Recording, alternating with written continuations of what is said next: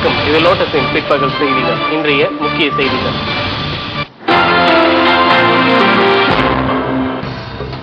Commonwealth மாநாட்டில் இருந்து இலங்கையை நீக்க வேண்டும் தீர்மானத்தை நிறைவேற்றியது காமன்வெல்த் அமைப்பு.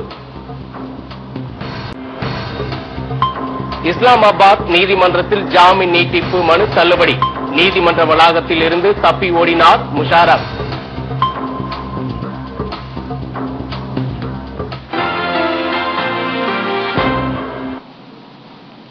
காமன்வெல்த் மாநாட்டில் இருந்து இலங்கையை நீக்க வேண்டும் என்ற தீர்மானத்தை காமன்வெல்த் அமைப்பு நிறைவேற்றியுள்ளது. காமன்வெல்த் அமைப்பில் இருந்து இலங்கையை நீக்க வேண்டும் என்ற தீர்மானத்தை நிறைவேற்ற வேண்டுமென பல்வேறு அமைப்புகள் கோரிக்கை விடுத்திருந்தனர். இதேபோன்று இங்கிலாந்து, வேல்ஸ் ஆகியவற்றின் சட்ட வல்லுநர் சங்கம் கேட்டுக் கொண்டது.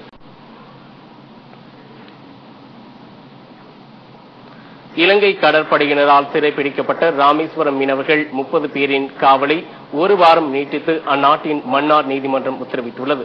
மன்னார் நீதிமன்றம் நீதிபதி அந்தோனி சூட்சம் முன்னிலையில் இன்று மீனவர்கள் ஆஜர்படுத்தப்பட்ட போது இந்த உத்தரவு பிறப்பிக்கப்பட்டது.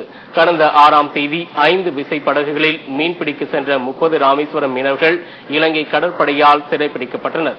இதையடுத்து சிறைப்பிடிக்கப்பட்ட மீனவர்களை விடுவிக்க கோரி மீனவ அமைப்பினர் போராட்டத்தில் ஈடுபட்டனர். மேலும் இன்றைக்குள் மீனவர்கள் விடுவிக்கப்பட்டால் தொடர் போராட்டத்தில் ஈடுபட போவதாகவும் மீனவ சங்கங்கள் தெரிவித்திருந்தன. அமெரிக்காவில் உர தொழிற்சாலையில் இன்று ஏற்பட்ட பயங்கர வெடிவிபத்தில் பலி எண்ணிக்கை 70 உயர்ந்துள்ளது. மேலும் 100க்கும் மேற்பட்டோர் படுகாயம் அடைந்துள்ளனர். டெக்சாஸ் மாகாணம் அருகே வாகோவில் என்ற இடத்தில் அமைந்துள்ள தனியார் உர தொழிற்சாலையில் இன்று அதிகாலை பயங்கர வெடிவிபத்து ஏற்பட்டது.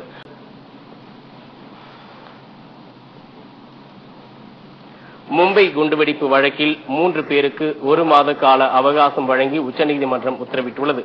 1993ஆம் ஆண்டு மும்பையில் தொடர் குண்டுவெடிப்பு வழக்கில் கடந்த மாதம் உச்சநீதிமன்றம் இறுதிக்கட்ட தீர்ப்பு வழங்கியது. ஜாமீனில் வெளியே இருக்கும் நடிகர் சஞ்சய் தத் உட்பட 45 பேரும் தடா நீதிமன்றத்தில் சரணடைய 4 வாரம் கெடு விதித்தது.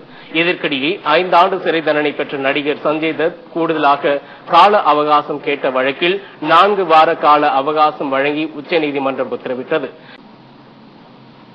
சேலம் கரூர் அகல ரயில் பாதையில் வரும் மே மாதம் முதல் பயணிகள் ரயில் போக்குவரத்து துவங்கும் என்று ரயில்வே கோட்ட மேலாளர் சுஜாதா ஜெயராஜ் தெரிவித்துள்ளார்.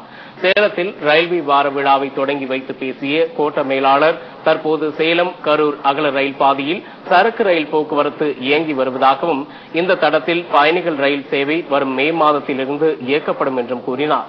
இவ்விழாவில் ரயில்வே கோட்ட அதிகாரிகள் மற்றும் பலர் கலந்து கொண்டனர்.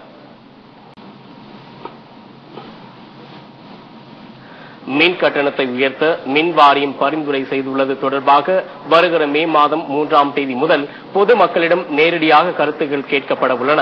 குடிசை பிரிவினருக்கான நிலையான மின் கட்டணத்தை ரூபாய் 60 120 ரூபாயாக உயர்த்தவும், வேளாண் பிரிவினருக்கான நிலையான மின் கட்டணத்தை ரூபாய் 1750 ரூபாய் 2500 உயர்த்தவும் தமிழ்நாடு மின்சார ஒழுங்குமுறை ஆணையத்திடம் மின் வாரியம் பரிந்துரை செய்துள்ளது.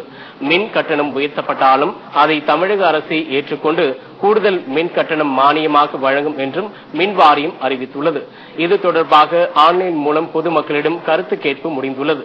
இதைத் தொடர்ந்து வருகிற மே மாதம் 3ஆம் தேதி சென்னையிலும், 8ஆம் தேதி திருச்சியிலும், 10ஆம் தேதி மதுரையிலும், 17ஆம் தேதி கோவையிலும் நேரடி கருத்து கேட்பு கூட்டம் நடத்த தமிழ்நாடு மின்சார ஒழுங்குமுறை ஆணையம் முடிவு செய்துள்ளது.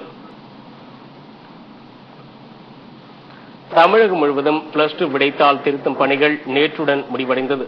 இதையடுத்து மே 10ஆம் தேதிக்குள் +2 தேர்வு முடிவுகள் வெளியிட தேர்வுத்துறை திட்டமிடப்பட்டுள்ளதாக கல்வித்துறை திட்டமிட்டுள்ளது. தமிழகம், புதுச்சேரியில் +2 தேர்வுகள் கடந்த மாதம் 1ஆம் தேதி தொடங்கி 27ஆம் தேதி வரை நடந்தது. மொத்தம் 8,04,534 மாணவ மாணவிகள் இத்தேர்வினை எழுதினர். இது தவிர தனி தேர்வுகளாக 48,786 தேர்வர்கள் எழுதியுள்ளனர். மாநிலம் முழுவதும் அமைக்கப்பட்டுள்ள 66 மையங்களில் +2 விடைத்தாள் திருத்தும் பணிகள் முழுவீச்சில் நடந்து வந்தது. பெரும்பாலான மாவட்டங்களில் நேற்றுடன் +2 விடைத்தாள் திருத்தும் பணி முடிந்துவிட்டது. இறுதிக்கட்ட ஆய்வுப் பணிகள் இன்னும் முடிவடையாததால் கூடங்குளம் அணு உலையில் மின் உற்பத்தி துவங்குவது தாமதமாகும் என அதிகாரிகள் தெரிவித்துள்ளனர். நெல்லை மாவட்டம் கூடங்குளத்தில் ரூபாய் 15,000 கோடி மதிப்பில் தலா 1000 மெகாவாட் மின் உற்பத்தி திறன் கொண்ட 2 அணு உலைகள் அமைக்கப்பட்டுள்ளன. சில தொழில்நுட்ப காரணங்களால் மின் உற்பத்தி துவங்குவதில் காலதாமதம் ஏற்பட்டது. இந்த நிலையில் ஏப்ரல் மாதம் கூடங்குளம் அணு உலையில் மின் உற்பத்தி துவங்கப்படும் என பிரதமர் மன்மோகன் சிங் அறிவித்தார்.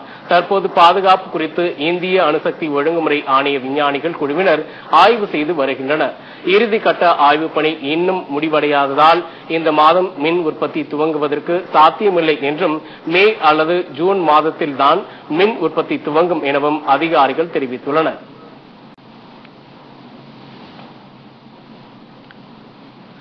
பெங்களூருவில் பாரதிய ஜனதா கட்சி அலுவலகம் அருகில் குண்டுவெடித்த சம்பவத்தின் எதிரொலியாக தமிழகத்தில் போலீசார் கூடுதல் கவனத்துடன் பாதுகாப்பு பணிகளை மேற்கொண்டு வருகின்றனர்.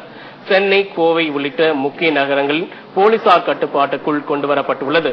பெங்களூருவில் குண்டுவெடிப்பு நிகழ்ந்த அதே சில நிமிடங்களிலேயே சென்னையில் போலீஸ் அதிகாரிகள் அவசர ஆலோசனை நடத்தினர். இதைத் தொடர்ந்து இரவு முழுவதும் வாகன சோதனை மற்றும் தங்கும் விடுதிகள் ஆகியவற்றில் தீவிர சோதனை மேற்கொள்ளப்பட்டது. புதிய ஓய்வூதிய திட்டத்தை ரத்து செய்ய வலியுறுத்தி தமிழ்நாடு அரசு ஊழியர்கள் மற்றும் ஆசிரியர்கள் சார்பில் கவன ஈர்ப்பு தர்ணா போராட்டம் நெல்லையில் நடைபெற்றது. புதிய பென்ஷன் திட்டத்தை கைவிட்டு அனைவருக்கும் பயனளிக்கும் ஓய்வூதிய திட்டத்தை தொடர வேண்டும். மத்திய அரசின் 6வது ஊதிய குழு அமல்படுத்தி 6 ஆண்டுகள் ஆகியும் மத்திய அரசுக்கு இணையான வீட்டு வாடகை படிகள், கல்வி படிகள் மற்றும் இதர படிகள் வழங்கப்படாததை கண்டித்து ஆர்ப்பாட்டம் நடைபெற்றது.